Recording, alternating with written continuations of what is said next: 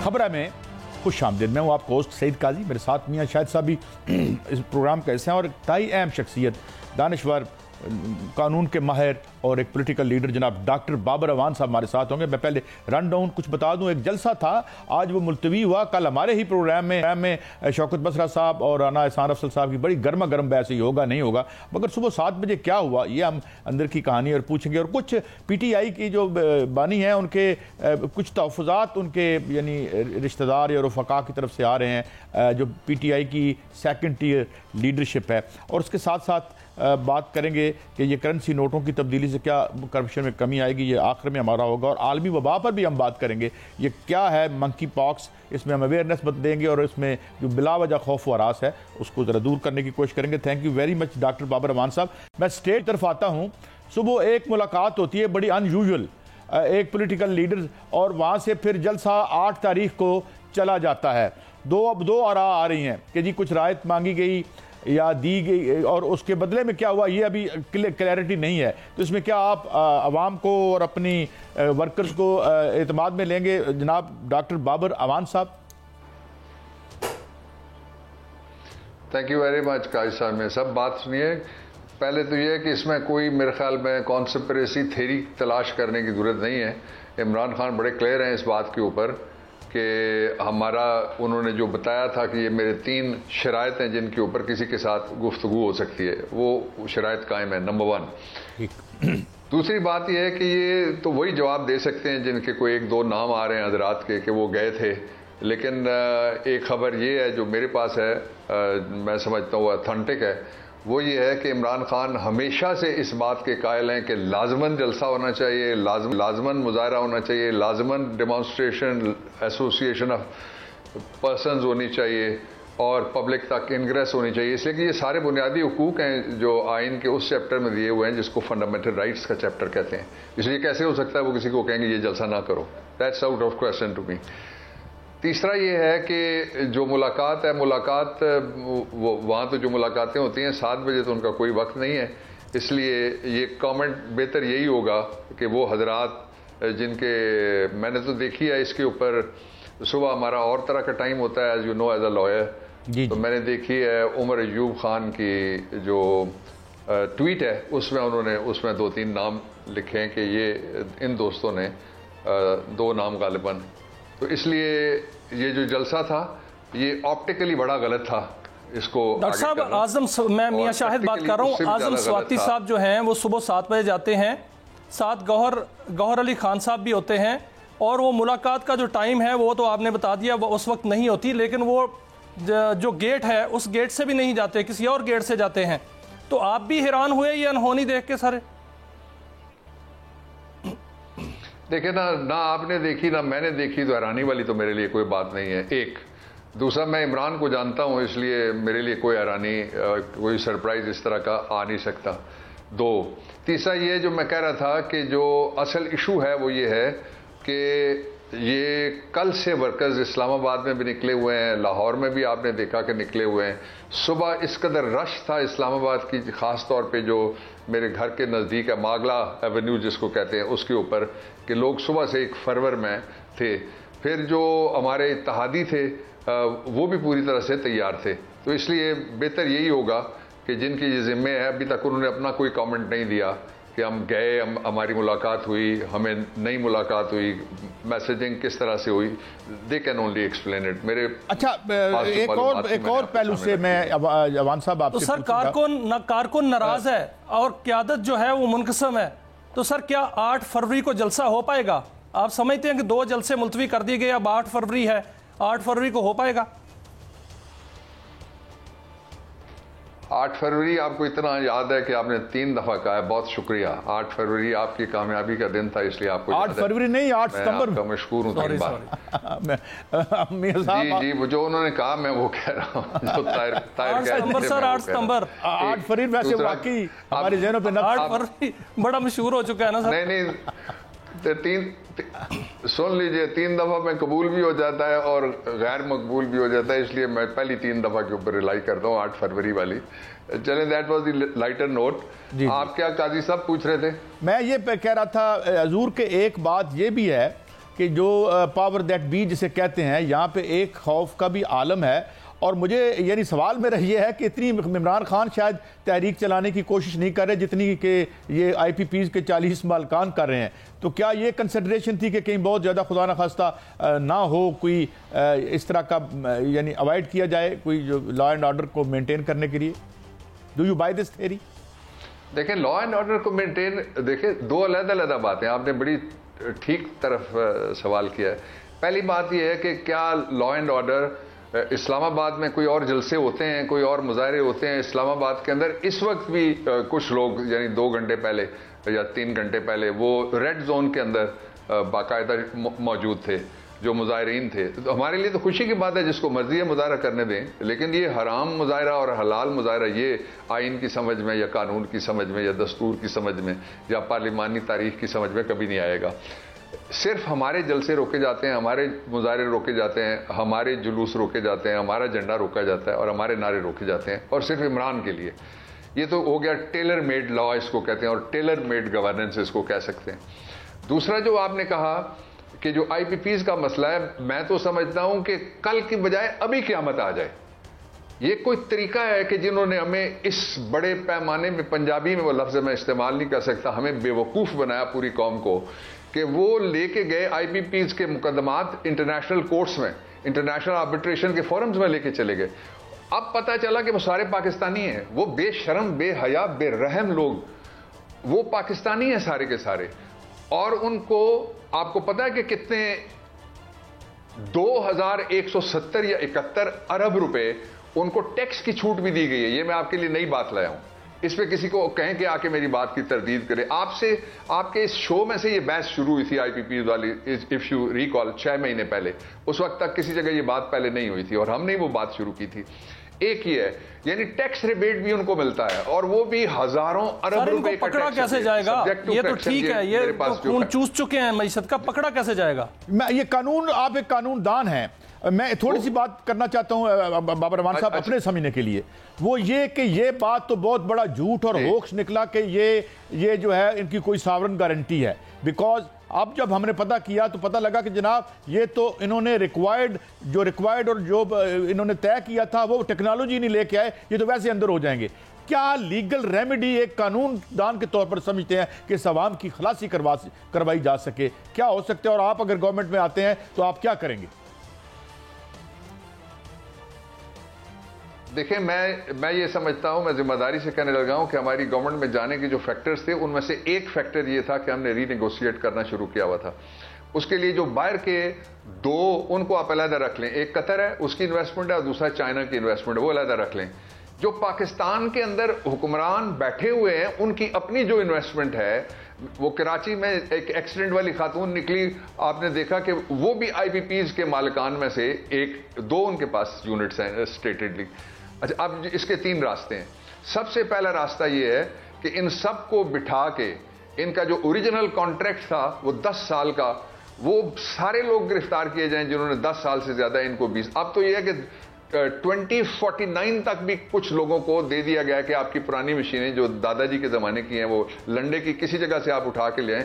ये तो जो रजीम बैठी हुई है, इन्होंने तल अवीव से बाकायदा मशीन उठा के जद्दा में जो अजीजिया के लिए लगाई थी और उनको फिर जुर्माने हुए थे और गिरफ्तारियां वहां पे हुई थी। पहला एक काम आपको ये करना पड़ेगा, कोई लिहाज नहीं करना चाहिए। इसलिए ये दोबारा बात दोहरा दीजिएगा, ये जद्दा वाली क्या बात है? रिलीफ देंगे, भाग गए। दूसरा, जद्दा वाली बात प्लीज बता दें। एक सेकंड। जी। अच्छा, मैं जद्दा वाली बात बताता हूं। जद्दा में मिल जो लगाई गई थी उसके लिए सेकंड हैंड करके जो इसराइल के अंदर से लेके जाई गई थी मशीनरी, वो जाके पहुंची जद्दा में। जब वो वहां पहुंची तो इसराइल की मशीनरी के ऊपर पाबंदी थी, इसके ऊपर बाकायदा जुर्माने हुए हैं। वहां से किसी से कहें आपका अगर कोई रिपोर्टर है तो वो आपको अखबारों की खबरें भी निकाल देगा और बाकी भी इन्वेस्टिगेटिव रिपोर्टर को कहे, ये सारा का सारा तश्तस बाम हो जाएगा। और ये जो एक वॉल्यूम बंद हुई है ना सुप्रीम कोर्ट में, उसमें इसी तरह की चीजें हैं जिसकी वजह से वो बंद हुई है, जिसको वॉल्यूम 10 कहते हैं गालिबन। अच्छा, अब आ जाइए, पहला मैंने आपको रास्ता बता दिया। ये फौरी तौर पे ये करना चाहिए कि इनको ओरिजिनल कॉन्ट्रैक्ट्स के ऊपर रख के आप इनसे बात करें। दूसरा ये है कि इन सबको आप गिरफ्तार करवाएं और इनको जो नहीं मानते और इनको नैब के दफ्तर में बैठ के इनके साथ आप नेगोशिएशन करें कि आप एक प्ली बार्गेन कर सकते हैं और दूसरा आप सीधे अंदर जा सकते हैं। कोई अदालत इनके साथ रहम नहीं करेगी, इसलिए कि अदालत वाले खुद, वकालत वाले खुद, उनके जो पैरा 2020 में भी ये प्रैक्टिस हुई थी, उस वक्त ये प्रैक्टिस जो है वो मुकम्मल क्यों नहीं की गई? 2020 की मोहम्मद अली रिपोर्ट अगर मुकम्मल हो जाती तो उस पर उस वक्त ही ये काम हो जाता, उस वक्त क्यों नहीं किया गया? आपकी हुकूमत थी सर। अच्छा, मैं तीसरा देखे ना, आप दो अगर बोलते रहेंगे आधे घंटे के प्रोग्राम में या 30 मिनट के प्रोग्राम में, तो मैं सवाल का जवाब कब दूंगा? Go ahead sir. एक एक करके जरा थोड़ा मुख्तसर करके सवाल करें, क्रॉस एग्जामिनेशन ना करें। जो असल इशू है ये दूसरा तरीका है।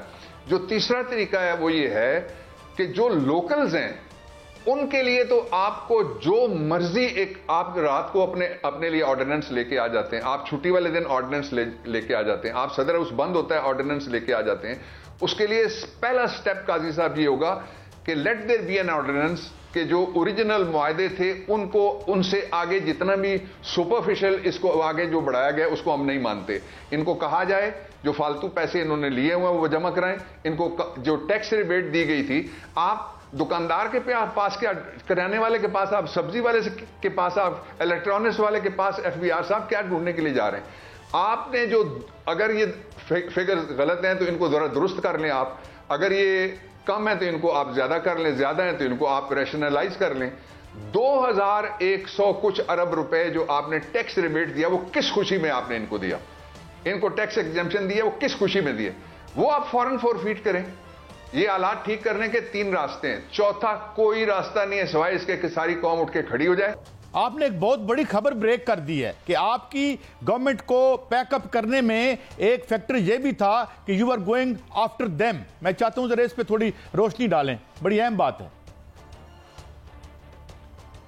देखिए, मैं चूंकि जो पार्लियामेंट्री अफेयर्स का मिनिस्टर होता है उसके साथ अटैच होता है, प्राइम मिनिस्टर हाउस भी उसके साथ अटैच होती है, पार्लियामेंट भी और प्रेसिडेंसी भी, और जो काम है वो करता है, जो उसकी नेचर ऑफ द जॉब है उसमें जो कैबिनेट डिवीजन भी आता है। मैं I was part of many meetings, cabinet के अंदर भी ये डिस्कशंस हुई। और देखे ना हमारे पास टाइम कितना था। उस टाइम में पहले आ गया कोविड-19, उस टाइम में लोकस्ट आ गया, उस एक इंटरनेशनल इकोनॉमिक रिसेशन आ गया, उस सब में से हम गुजर गए। तो ये उनके साथ बाकायदा मुज़ाकरात हुए, इसके लिए कमेटी बनी और एक SAPM था जो उसका इंचार्ज बना। ये तो बात करने के लिए तैयार नहीं है। यानी आप देखें, बाप अगर चीफ एग्जीक्यूटिव है और उसके बेटे का एक यूनिट लगा हुआ है जिसको 63 करोड़ रुपए 6 महीने के अंदर अदायगी की गई, नहीं की गई तो मेरी करेक्शन कर देना, आई विल से सॉरी। नहीं, ये तो बल्कि दूसरा ये है कि जितने अंदर बैठे हुए हैं उन सब के, एक तो इसराइल वाली बात जो है ना वो सबके पास IPPs हैं। आपने जो इसराइल वाली बात की है उसकी जरा मजीद वजाहत कर दें, कुछ समझ पूरी तरह समझ नहीं आई सर। ये इजराइल वाले आप कह रहे हैं कि इसराइल वाली बात में पाकिस्तान में लाए गए, या हम सऊदी अरब वाली, उसको जरा थोड़ा सा एक्सप्लेन कर दें सर। नहीं, पाकिस्तान में नहीं लाए गए थे। अच्छा। पाकिस्तान में नहीं लाए गए थे। मैंने वो बड़ी क्लियर बात की कि इजराइल से इनके ऊपर ये तोहमत आई कि इन्होंने ओल्ड मशीनरी के नाम के ऊपर कुछ मशीनें लेके गए हैं, ये जद्दा, ये मैंने कहा। अच्छा, आप थोड़ी सियासत की बात करते हैं। आप देखते हैं कि बड़े अजीब वाकयात भी हो रहे हैं, बड़ी बड़ी गिरफ्तारियां हुई हैं, उनको लिंक करने की कोशिश की गई है। आई डोंट नो कि कैसे इसका बनेगा नेक्सस। खान साहब से आपकी कानूनी तौर पर आप क्या समझते हैं, ये इम्प्लीकेट हो सकता है या it is far fetched? Doctor साहब। Very far fetched. मैं क्यों कहता हूं, जरा मुझे अपनी बात वाजे करने दीजिएगा प्लीज। पहली बात एक लाइन में बोलूंगा प्लीज। आपको याद है कि पार्लियामेंट के अंदर बाहर, अदालत के अंदर बाहर, वकालत के अंदर बाहर, कॉलम के अंदर बाहर, मैंने बड़ी ज़बरदस्त किस्म की डिक्टेटरशिप जो थी मुशर्रफ की, उसकी मैंने मुखालफत की। लेकिन जब उस एक अकेले को एक मुकदमे में मुलविस किया गया आर्टिकल 6 के, तो मैंने उस मुकदमे की रेफरेंस की मैंने मुखालफत कर दी। इसलिए लगता था कि 5 हुकूमतें उसके पास नहीं थी, प्रोविंशियल और मरकजी। इस तरह लगता था कि जो अटॉर्नी जनरल था जिसने वो एडवाइस की, फिर जो लॉ मिनिस्टर था जिसने वो समरी बनाई, जो प्राइम मिनिस्टर था जिसने समरी भेजी, वो सारे के सारे छुट्टी में थे उन दिनों में। और ये उठता था एक दफ्तर में, वहां जाके ये पहले टाइप करता था खुद मुशर्रफ, वो उसके बाद जारी करने के लिए उसको लेके जाता था और सीधा प्रिंटिंग प्रेस ऑफ पाकिस्तान में उसको नोटिफाई कर देता था ऑफिशियल गजट में। ये मज़े का खेज बात थी। अब मैं इसको किस तरह से कोरिलेट करता हूं, मैं दो नाम लेता हूं, एक नाम है फैज और दूसरा है फैजियाब। फैज तो है, फैजियाब किधर गए? फैजियाब होने वाले, मेरे पास आपके पास वक्त हो तो मैं आपको किसी वक्त स्टोरी सुनाऊंगा कि किस तरह की ये खुशामद करते थे। मैंने देखा जब फैटिफ का दौर था तो उस वक्त मीटिंग्स होती थी जिसमें एक दो दफा फैज भी आए, और फैजियाब होने वाले तो वो इतना झुकते थे कि बाज़ औक़ात तो उनको खतरा हो जाता था मेरे ख्याल में, या अपनी पतलून की क्रीज का और या अपने जूतों का, इस तरह से वो झुकते थे। अब जो सूरत हाल है उसमें यह है कि आप मैसेजिंग क्या कर रहे हैं। हम मैसेजिंग कर रहे हैं तीन तरह की। एक, हमारे पास एक ऐसी एजेंसी है जिसको जायज तौर पे हम मानते हैं कि this is wonderful spy master, दुनिया में ये बड़ी एजेंसीज में से एक है।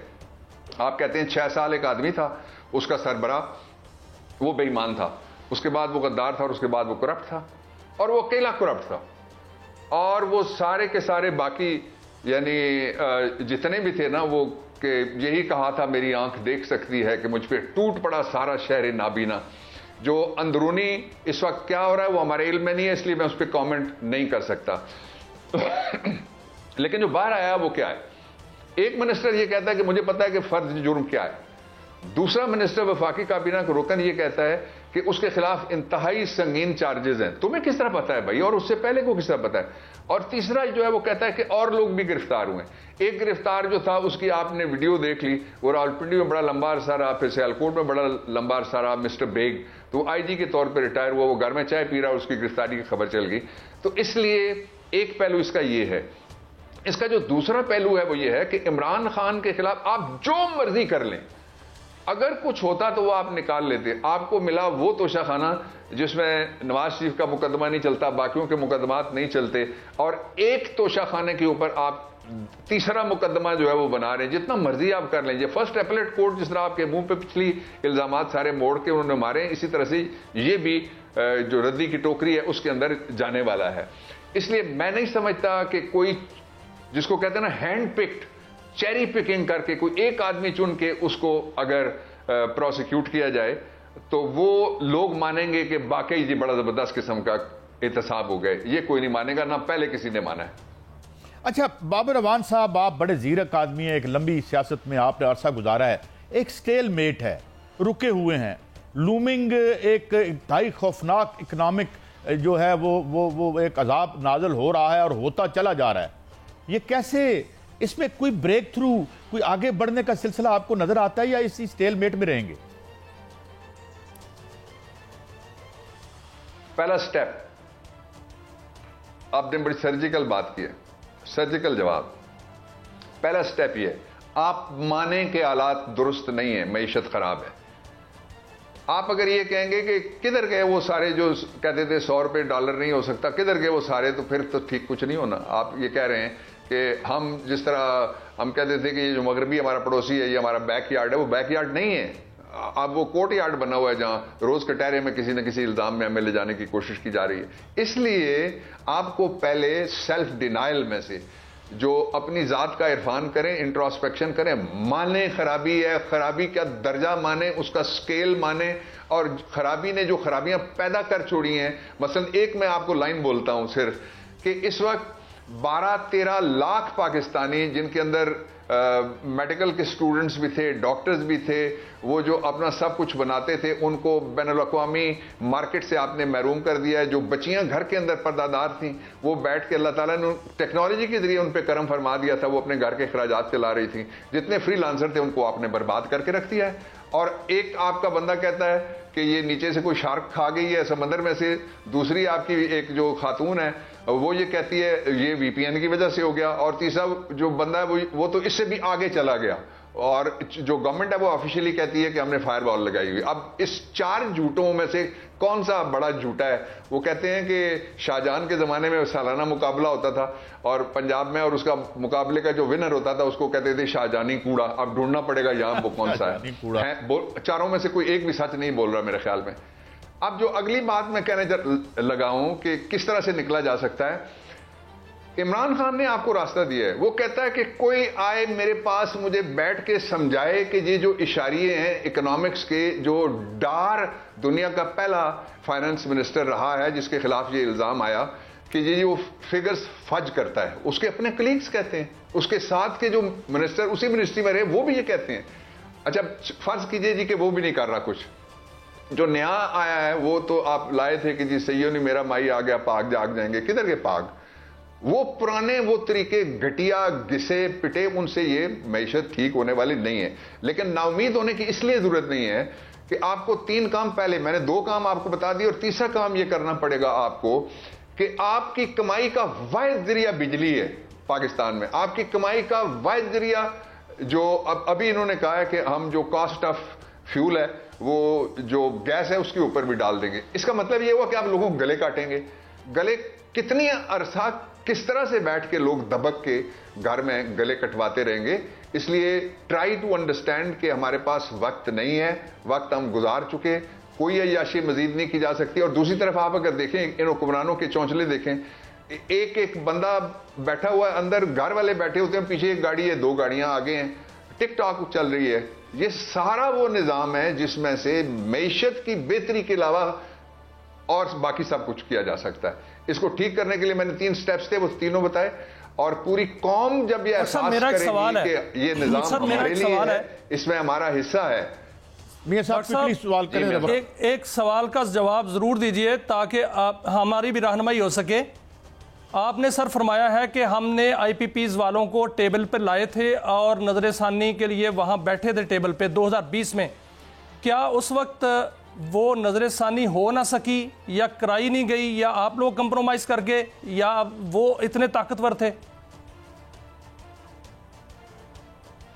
देखें, हम तो कंप्रोमाइज करने वाले होते तो ये काम जिसने पहले करना चाहिए था कितनी गवर्नमेंट्स की, तो किसी ने किया ही नहीं था। हम तो नहीं डरे। मैंने कहा कि एक special assistant to prime minister इस काम के ऊपर लगाया गया। 2, तीसरा ये था कि जो हमारे करने वाला काम था वो सिर्फ 2 थे। एक ये कि इनको टेबल पे लाएं, और दूसरा इनसे फैसला करवाएं। जब ये आपने 2023 का कहा, ये पहले की थोड़ी सी बात है, और जब ये चल रहा था इस दौरान एक मूव आ गई 2020 की बात की है सर। आप साइफर कहते हैं, और साइफर के नतीजे में गवर्नमेंट चली गई। आप लेकिन 3.5 साल की गवर्नमेंट में भी हमने पहला कदम उठा लिया था, पहला पत्थर ठहरे हुए गंदे जोहड़ में हमने फेंक दिया था जिससे रिपल्स पैदा हुए थे। डॉक्टर बाबर रवान साहब, वो सारे लोग आज भी वो अप्रीशिएट योर टाइम, पहले पत्थर की। अल्लाह करे कि एक बेटर सेंस प्रिवेल करे, मेरा मुल्क नस्लों की खुशबू में जिंदा रहे, मैं रहूं ना रहूं, कोई अक्ल के और होश के नाखून हमें लेने पड़ेंगे। बहरहाल इसी नोट पे बहुत शुक्रिया डॉक्टर बाबर रवान साहब। नाज़रीन, एक ब्रेक की तरफ बढ़ते हैं। बहुत से इश्यूज़ हैं, आज हमने मंकी पॉक्स की भी बात करनी है, बहुत से खौफ हैं, बेजवाज़ भी हैं, बिलाजवाज़ भी हैं, उन पर बात करेंगे, अवेयरनेस की बात करेंगे, और दीगर भी इशूज़ हैं। हमारे साथ रहिए।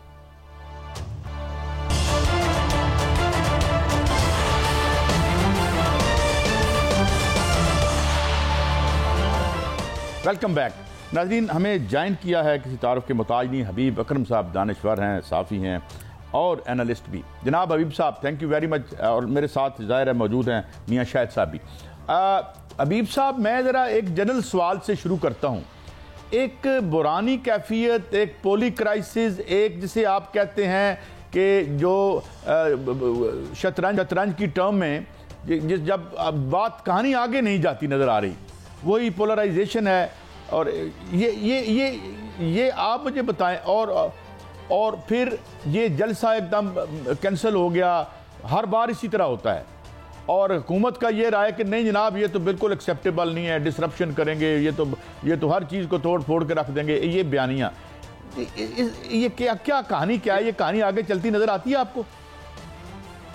देखिए, आपने जो पहली ऑब्जर्वेशन दी है सवाल की शक्ल में, मैं उससे 100% अग्री हूँ कि पाकिस्तान के अंदर खबर नई नहीं है, बल्कि खबर वही है और उसी के शाखें हैं, उसी की रेमिफिकेशंस हैं जो हम रोज़ाना के बुनियाद पे कवर कर रहे हैं।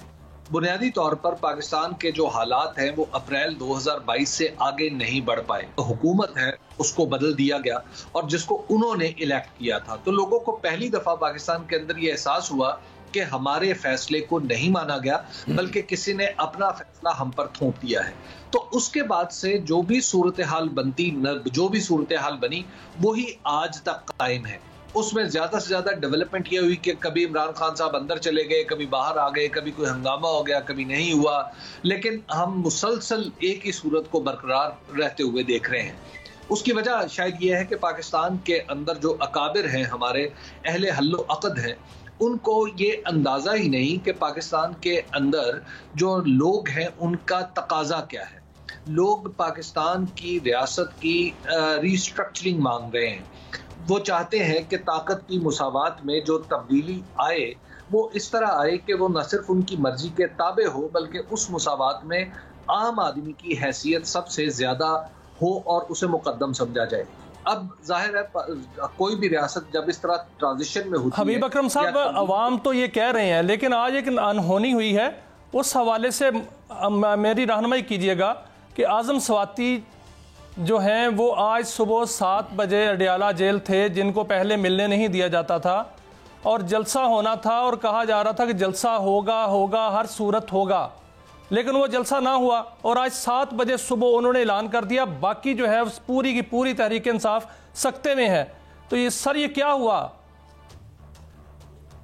देखिए मियां साहब, मुझे ऐसे मेरी अंडरस्टैंडिंग ये है कि वो जो जहां से हमने बात का सिलसिला शुरू किया था और जहां पे टूटा कि आखिर हम किस माहौल में रह रहे हैं, तो आज की जो डेवलपमेंट है मुझे उसमें उम्मीद की एक किरण दिखाई देती है। मैं नहीं समझता कि जलसा करना या ना करना पाकिस्तान तहरीक इंसाफ की पूरी पॉलिटिक्स में मजमूई तौर पर कोई बहुत ज़्यादा इंपॉर्टेंस रखता है, या जलसा हो जाता तो कोई गैर मामूली तब्दीली आ जानी थी, या नहीं हुआ तो वो आती हुई तब्दीली रुक गई है। आज की जो डेवलपमेंट हुई है वो जाहिर है, ऐसा लगता है कि जो हमारे पावर स्ट्रक्चर के जो फरीक हैं उनके दरमियान कुछ गुफ्तगू का नतीजा है कि आज इमरान खान साहब से शायद कोई रियायत मांगी गई है और वो रियायत दी गई है, और उसके नतीजे में आप देखेंगे, मुझे ऐसा लगता है कि अगर यही आप ये कह रहे हैं हबीब अकरम साहब, माफी चाहता हूं कि खान साहब से कोई रियायत मांगी गई है? अगर आज इस वक्त हम उसको रियायत का अगर स्ट्रिक्टली लफ्ज ना भी दें तो कम से कम ये जरूर कहा जा सकता है कि कहीं अफाम और तफहीम का तकाजा जरूर किया गया है, क्योंकि जो जलसा है वो तो हम अपनी हुकूमत को बड़ी अच्छी तरह जानते हैं, यानी कोई पैगाम रसानी हुई है सर, ना ये करने की इजाजत देने की सलाहियत रखती है। और आप इसी तनाजुर में देखते हैं स्वाति साहब खबर दे रहे हैं कि पैगाम रसानी हुई है, इसका मतलब कोई खुसूसी पैगाम लेके गए हैं आज़म साहब? मियां साहब, अब ये मुमकिन नहीं होता कि जब इस तरह आप अनयूजुअली कोई मूवमेंट हो और उसके पीछे कोई मैसेज ना हो। ये नहीं हो सकता कि महज किसी ने कहा हो गए आज़म स्वाति साहब को पैगाम दिया और गौहर साहब को पैगाम दिया हो कि आप जरा सुबह 7 बजे तैयार रहिएगा, इमरान खान साहब से आपको मिलवाया जाएगा और ये हमारी तरफ से आपको रियायत है। डेफिनेटली कुछ ऐसी चीज हुई है जो अभी तक हमारे इल्म में नहीं है, लेकिन उसके नतीजे में जलसे का मनसूख होना, तो अब आप ये कैसे, हम सियासत की दुनिया की बात कर रहे हैं जहां पे एक हाथ से लिया जाता है और दूसरे हाथ से दिया जाता है। ये कल युग नहीं है, ये कर युग है। यहाँ पे सौदे जो हैं वो सारे के सारे नकद होते हैं, और इस नकद सौदे का असर भी आप देख रहे हैं कि साथ ही खबर आ रही है कि 8 सितंबर को जो जलसा होगा कि वो पूरे अमन व अमान से होगा, हुकूमत को उस पर कोई एतराज नहीं होगा। तो ये सारी चीज आखिर किसकी तरफ इशारा कर रही है? मुझे ऐसे लगता है कि मामलात में कहीं ना कहीं वो जो कहीं हम बात कर रहे थे ना कि दोनों तरफ तनाव है जो बढ़ता चला जा रहा है, अब शायद इम्कान इस बात का पैदा हुआ है कि इस रात की सुबह होने वाली है।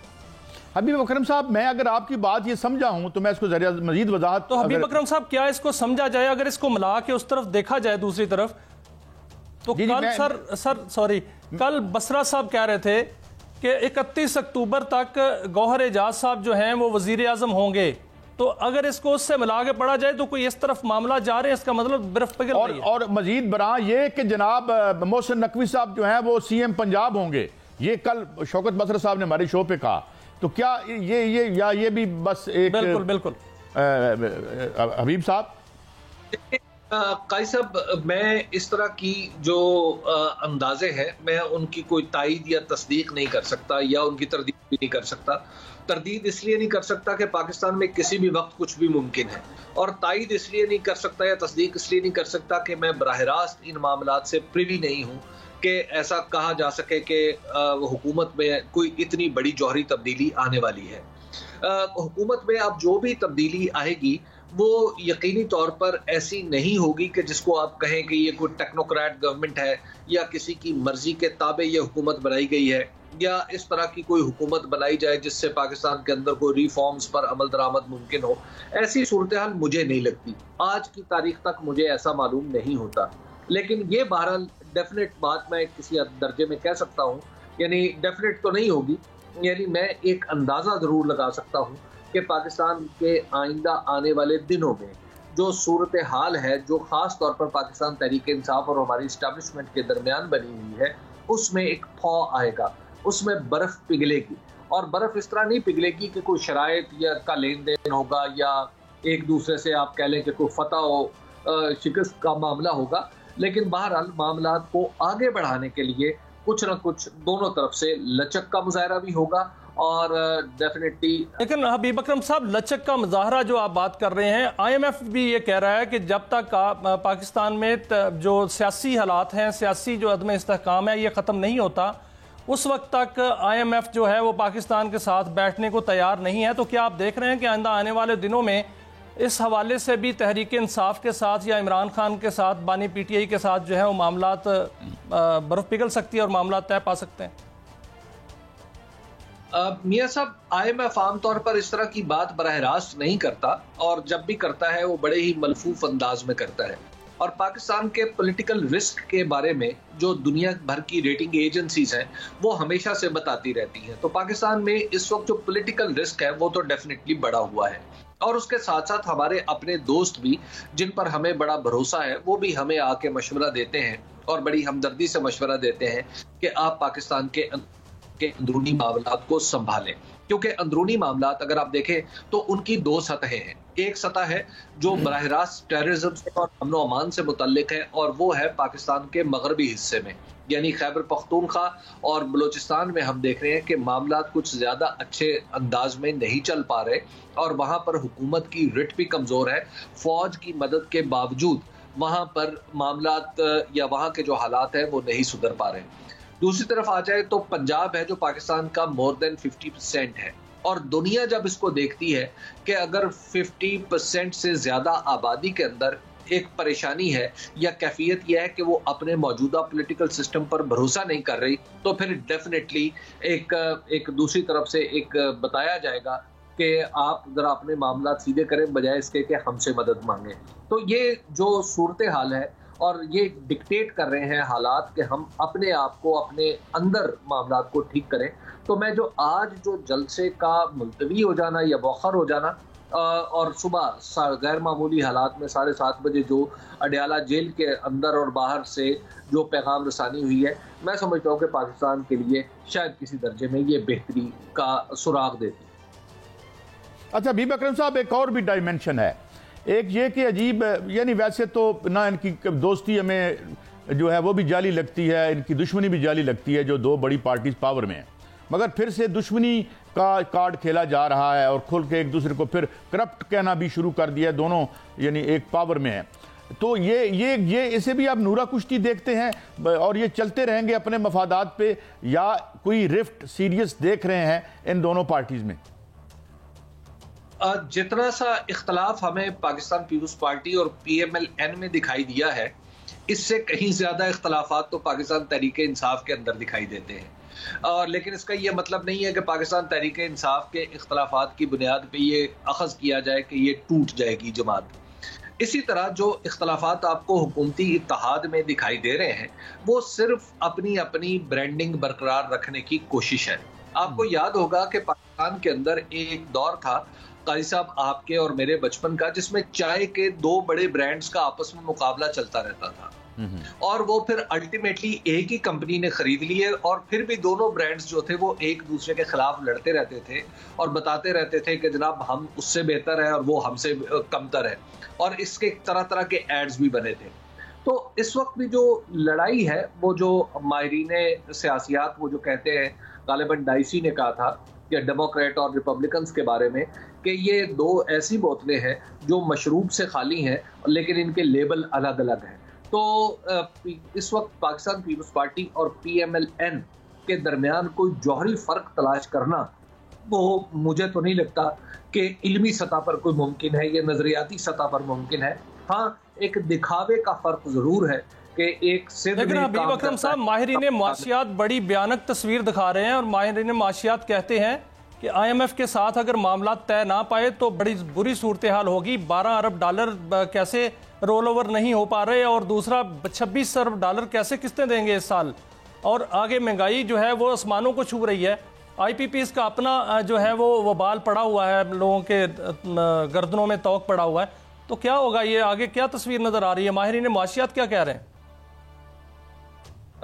मियाँ साहब, जो हमारा मुआशी मसला है वो गंभीर है दो वजूहात से। एक तो यह है कि पाकिस्तान के अंदर अब तक हम किसी समत का तयन नहीं कर सके कि हमने जाना किस तरफ है, और दूसरा ये कि पाकिस्तान के अंदर जो टैक्स रिजीम है या जो गवर्नमेंट के जो रूल्स की रिजीम है उसकी सूरत में अब पाकिस्तान में कारोबार करना बहुत मुश्किल हो चुका है। और जब आपकी मुआशी पॉलिसी ये हो कि आपने बैक वक्त बहुत सारे चैलेंजेस अपने लिए खुद खड़े कर लिए हों कि एक तरफ IPP का मामला खोल लिया हो, दूसरी तरफ आपने एक ऐसी एक बड़ी पॉलिटिकल पार्टी को दबाने के लिए उससे मुतल्लिका लोगों के बिजनेसेस को तबाह बर्बाद कर दिया हो, और फिर आपने जो एक अभी रिसेंटली एग्रीकल्चर में जिस तरह हम चलते आ रहे थे कि हमारे यहाँ पंजाब में या पूरे पाकिस्तान में जो गंदम थी वो खरीदती थी गवर्नमेंट, और गवर्नमेंट यकायक इस मार्केट से निकल गई। तो ये हमने अपने लिए जितने हमने चैलेंजेस क्रिएट कर लिए हैं, बैक वक्त बजाय इसका कि एक प्रायोरिटी ऑर्डर लगाते, देखते कि तरजीह नंबर 1 ये है और तरजीह 2 और सालिस ये है, तो उसकी बजाय हमने बैक वक्त जो काम खोल लिया तो उससे एक मुआशी अफरा तफरी का जो एक तासुर है वो पैदा हो गया है। इस वक्त जो प्रॉब्लम है वो पाकिस्तान के अंदर ये बन चुका है कि जो रेंट सीकर इकोनॉमी है, जहाँ पे आपको सिर्फ किसी सरकारी ताल्लुक की बुनियाद पे या कोई ठेका मिल जाता था या कोई और आपको कोई प्लांट लगाने की इजाज़त मिल जाती थी जिसकी बाइंग हुकूमत कर लेती थी, अब उसकी भी गुंजाइशें कम होती चली जा रही हैं। उसकी वजह यह है कि हमारी गवर्नमेंट के मुख्तलिफ आर्म्स ने अपने ऐसे स्टेक्स क्रिएट कर लिए हैं कि अब वहाँ पर भी काम करने की गुंजाइशें ख़त्म होती चली जा रही हैं। आप मिसाल के तौर पे जो सड़कों पर टोल टैक्स का मामला है आप उसको देखिए। पहले ये होता था कि टोल टैक्स के अंदर कंपटीशन होता था, यानी एक कंपनी जिसने 4 टोल प्लाजा लिए थे दूसरी कंपनी उससे कम या ज़्यादा करने की कोशिश करती थी। लेकिन अब हमने देखा है कि सरकार का ही एक आर्म इस मामले को संभालने लगा है, तो लिहाजा यहाँ से भी आपने कंपटीशन खत्म कर दिया। Last but not the least, जो 25 लोग रोजगार कमाते थे इंटरनेट के जरिए, इंशाल्लाह हम उनको भी कमाई बंद कर देंगे। हुजूर जी बिल्कुल। तो अब देखिए कि जैसे मैं अर्ज कर रहा था कि इसी तरह रियल एस्टेट को ले लीजिए कि रियल एस्टेट में भी बहुत सारे ऐसे इदारे जिनके नाम बज़ाहिर सरकारी लगते हैं और शायद किसी न किसी दर्जे में उनका सरकार से ताल्लुक भी है, अगरचे किताबी तौर पर ना सही अमली तौर पर, तो वो जब मैदान में आ जाएंगे तो प्राइवेट सेक्टर के लिए ग्रोथ के जो इम्कानात हैं वो ख़त्म हो जाएंगे। आपको याद होगा कुछ अर्सा पहले दुनिया की बड़ी कंस्ट्रक्शन कंपनीज पाकिस्तान में इंटरेस्ट जाहिर कर रही थी, लेकिन अब उन्होंने भी अपना हाथ खींच लिया है। तो लिहाजा हमारे पास जो वो रेंट सीकर्स इकोनॉमी है उसके भी चांसेस जो है वो मुसलसल कम होते चले जा रहे हैं। आपने बड़ी पते की बात कही और हमेशा आप हमारी गाइडेंस भी करते हैं और नई भी खोलते हैं। नाज़रीन, हबीब अकरम साहब का और शायद मेरा और मियां शाहिद साहब का इस बात पे इत्तेफाक है कि सियासत के नाम पे दुकानदारी बंद करो, ये इसकी इज्जत बहाल होनी चाहिए, वरना आपकी वायबिलिटी पर सवालिया निशान तो रहेगा। एक ब्रेक के बाद हाजिर होंगे। इजाजत।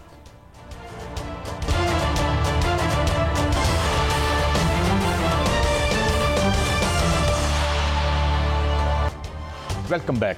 नाज़रीन, आज हमने ख़ास एक सेगमेंट रखा है पब्लिक अवेयरनेस के लिए, क्योंकि मंकी पॉक्स भी आ रही है और यहाँ मुख्तलिफ वबाएँ आती रहती हैं। इससे पहले हमने देखा कोरोना था और ये स्केयर रहते ही हैं, और अब इन मौसमों में हमारे साथ मौजूद हैं जनाब डॉक्टर राना जवाद असगर साहब और मियां शाहिद भी हमारे ब्यूरो चीफ भी हमारे साथ हैं। Thank you very much doctor साहब।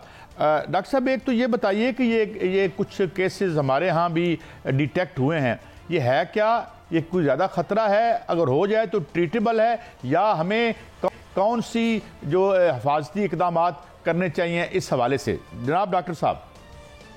जी बहुत शुक्रिया काजी साहब इनवाइट करने का अपने प्रोग्राम में। ये मंकी पॉक्स जो है ये एक समझिए जो पुरानी बीमारी थी चीचक या स्मॉल पॉक्स, उसकी फैमिली से निकला हुआ एक वायरस है। तो जब तक तो हमें चीचक के वैक्सीन मिलती रही 70 की दहाई तक, उस वक्त तक हम इस बीमारी से प्रोटेक्टेड थे। लेकिन ये चीचक की तरह उतनी खतरनाक नहीं थी, ना ये कोई परमानेंट डिफॉर्मिटी करती थी फेस की। और आपको पता है चीचक में लोगों की अमवात भी होती थी और शक्लें भी पूरी जिंदगी के लिए खराब हो जाती थी। तो ये उस हिसाब से उतनी शदीद बीमारी नहीं थी। और 1970 से हमें इसके इंसानी केसेस मिल रहे थे, लेकिन अफ्रीका के एक ख़ास महदूद इलाके के अंदर इसके केसेस हर साल हमें कुछ ना कुछ मिलते थे। लेकिन 2022 यानी कि आज से 2 साल पहले एक चेंज आई इसके अंदर कि 100 मुल्कों के अंदर हमें मंकी पॉक्स के केसेस मिले। जाहिर है कि इसका वायरस थोड़ा सा कुछ म्यूटेट हुआ, जिससे एक इंसान से दूसरे इंसान को लगना आसान हो गया। लेकिन वो जो इसकी किस्म थी वायरस की, इसकी 2 किस्में होती हैं, क्लेड 1 और क्लेड 2। तो ये जो क्लेड 2 थी वो 2022 में 100 मुल्कों में फैली। पाकिस्तान में भी पिछले साल उसके केसेस आए, एक डेथ हुई हमारी, लेकिन उससे ज्यादा फिर उसके बाद वो खत्म हो गई।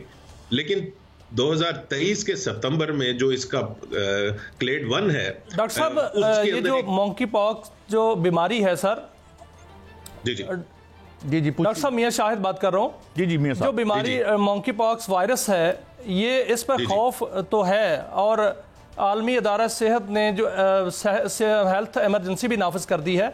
पाकिस्तान में इसका फिलहाल कह रहे हैं कि कोई वैक्सीन नहीं है, कोई एक्टिव वैक्सीन, एक्टिव इलाज नहीं है। तो क्या बैरून मुल्क कोई पाबंदियों का भी सिलसिला शुरू हो सकता है, पाबंदियां भी लग सकती हैं सफर पे? नहीं, फिलहाल ऐसी तो कोई बात नहीं, लेकिन मैं वही आपको बता रहा था कि एक बेजरर सी बीमारी जो महदूद इलाके में होती थी पिछले 50 साल से, उसके अंदर वायरस के अंदर चेंजेस आ गई। और अब ये जो वायरस आया है 2024 के अंदर, इसने 20,000 लोगों को तकरीबन इफेक्ट किया है और उनमें से तकरीबन 600 के करीब उनकी अमवात हुई हैं। तो ये जो सडन शिफ्ट हुई है कि बहुत सारे लोगों को तेजी के साथ लगना शुरू हो गया और डेथ्स की शरह में इजाफा हुआ है, इस वजह से ये थोड़ा सा खतरा बढ़ा है। क्योंकि बीमारी समझिए कि कजन बीमारी है स्मॉल पॉक्स की, तो जो स्मॉल पॉक्स की वैक्सीन थी वो इफेक्टिव हैं इसके खिलाफ भी, तो वो तो हमारे पास थी। डेथ रेशियो क्या है, अमवात की शरह क्या है इसमें? जी हाँ, देखिए पहले ये 2022 से या पिछले इस साल से पहले इसकी शरह अमवात बहुत कम थी, 0.3%, यानी कि 0.3% थी। लेकिन जो अब नया इसकी चेंज आई है उसमें 3 से 10% तक शरह अमवात रिपोर्ट हो रही है। लेकिन ये लिमिटेड डेटा है हमारे पास जिसकी बेस पर ये प्रोजेक्शंस हैं, बाद में चेंज हो जाए तो हम नहीं कह सकते, लेकिन इस वक्त इसका ये है। और जो इसकी वैक्सीन्स हैं वो मैंने जिस तरह कहा है वो अवेलेबल है, पाकिस्तान में नहीं है अवेलेबल, और बाकी जिन मुल्कों में अवेलेबल है वहां पे भी इसकी मास वैक्सीनेशन रिकमेंड नहीं हो रही कि तमाम जनरल पॉपुलेशन को वैक्सीन। डॉक्टर साहब ये बताइए कि ये अगर लाहक हो जाए तो उसके बाद क्या इलाज है? जी हाँ, देखिए इसका जो आप समझिए कि 97% लोग तो खुद बहुत 2 से 4 हफ्तों के अंदर रिकवर कर जाएंगे, और ये नॉर्मल इसका फिनोमेना है। जो बच्चे हैं, जो हामला ख़वातीन हैं, या ऐसे लोग जिनका इम्यून सिस्टम किसी वजह से मुतासिर है, उनके अंदर कॉम्प्लिकेशंस होती हैं। उनके अंदर भी सिम्टोमेटिक ट्रीटमेंट इसके अंदर होती है, यानी कि बुखार हुआ तो आपने बुखार की दवाई दे दी, डिहाइड्रेशन है तो उसको पानी दे दिया। एंटीवायरल जो मेडिसिन हैं वो अवेलेबल हैं बहुत महदूद तादाद में, और वो हमारी एक्सेस वायरस है इसने अपनी हैयत चेंज की है, और अमूमन ये समझा जाता है कि ये बीमारी जो है वो सर्दियों में आती है। अब मौसम गर्मा है, अब इस बीमारी का आना क्या मौसमियाती तब्दीलियों के असरात इस पर भी हैं? देखिए इसके बारे में सीजनैलिटी का तो मुझे नहीं पता, ना मैंने पढ़ा है कहीं पे, लेकिन ये आपकी बात सही है कि क्लाइमेट चेंज की वजह से बहुत सारे वायरसेस, बैक्टीरियाज, फंगसेस के अंदर ऐसी चेंज आ रही है जो हमने पहले कभी नहीं देखी थी। और मिसाल उसकी है कि पाकिस्तान में कराची के अंदर एक ऐसी बीमारी आई जो पाकिस्तान छठा मुल्क था जो 60 से 70% शरह अमवात है उसकी, और वो बेयक वक्त 6 मुख्तलिफ जगहों के, दुनिया के 6 मुख्तलिफ जगहों पे नमूदार हुई, जिसका आपस में कोई लिंक नहीं था। तो आपकी ये बात बिल्कुल सही है कि क्लाइमेट चेंज की वजह से बहुत सी नई बीमारियां या पुराने वायरसेस और बैक्टीरिया डॉक्टर साहब ये फरमाइए कि हमें हिफाजती इकदाम क्या हो सकते हैं जो आप सजेस्ट करें लोगों को? जी, हिफाजती इक़दाम ये हैं कि अगर आप जानते हैं कि किसी के जिस्म पे रैश निकला हुआ है, दाने निकले हुए हैं, तो उससे मेलजोल में एहतियात करें, उससे हाथ ना मिलाएं, उससे थोड़ा सा फासला रखें। ये कोविड की तरह नहीं है, ये मैं क्लियर करना चाहता हूँ, ये कोरोना की तरह नहीं है, ये हवा के जरिए नहीं फैलता। इसको फैलने के लिए टच की ज़रूरत है, एक इंसान दूसरे इंसान को टच करे, उसके ज़ख्मों को आप छेड़े या उसके बिस्तर को इस्तेमाल करें, उसके बर्तनों को इस्तेमाल करें, तब ये लगेगा। कोरोना हवा के जरिए फैलता था, इसके अंदर वो सिचुएशन नहीं है। तो इसकी एहतियातें यही हैं कि साबुन से हाथ धोएं, जो आपकी जगह हैं जहाँ पे अगर आप पब्लिक स्पेसेस पे हैं तो अपने टेबल वगैरह को साफ रखें ताकि वो किसी की इन्फेक्शन पास ना हो जाए। लेकिन इसकी बुनियादी यही है कि तकरीबन सबके अंदर अलामात आती है, इनके दाने निकलते हैं। तो अगर जिसको दाने निकले हैं वो खुद भी एहतियात करे और उससे मिलते वक्त एहतियात कीजिए। गोया ये नहीं उस तरह से स्केयर नहीं है इसका, जिस तरीके से कोरोना आया था, इससे बचा भी जा सकता है, और अगर इनिशियली हो जाए तो सिम्टोमेटिक इलाज है इसका। बिल्कुल जी, और ये बार बार बताना जरूरी है कि ये कोरोना नहीं है, वाकई तेजी के साथ फैल रही है, कि बीमारी के अंदर नई चेंज आई है, ये सारी बातें ठीक है, लेकिन इसकी ट्रांसमिशन कोरोना की तरह नहीं हो रही। और अगर उसकी तरह नहीं हो रही और इसके अंदर तमाम लोगों में अलामात निकलती हैं जिससे हमें पता लग जाता है।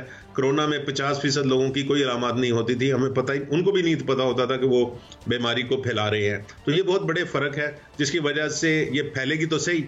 पाकिस्तान में भी आपको इसके केसेस इवेंचुअली मिलेंगे, क्योंकि आप बॉर्डर्स पे रोक नहीं सकते ऐसी बीमारियों को, लेकिन ये उस तरह की डेवस्टेशन इस दिस मोमेंट क्रिएट नहीं करेगी जो कोरोना ने की है। बहुत शुक्रिया डॉक्टर राना जवाद अस्कर साहब ने आगाह किया, और हमने भी एक यानी पब्लिक के लिए कि ये इतनी इससे खौफजदा होने की ज़रूरत नहीं है, अलबत्ता एहतियात ज़रूर करें। एक प्रॉब्लम तो है और वो ये कह रहे हैं कि ये फैल भी सकती है, तो इसलिए मेरे ख्याल में लोगों से टच के हवाले से ज़रा एहतियात और मुहतात। ये था हमारा आज का शो, हफ्ते का आखिरी शो। मंडे को फिर मिलेंगे। इजाज़त, अल्लाह हाफ़िज़।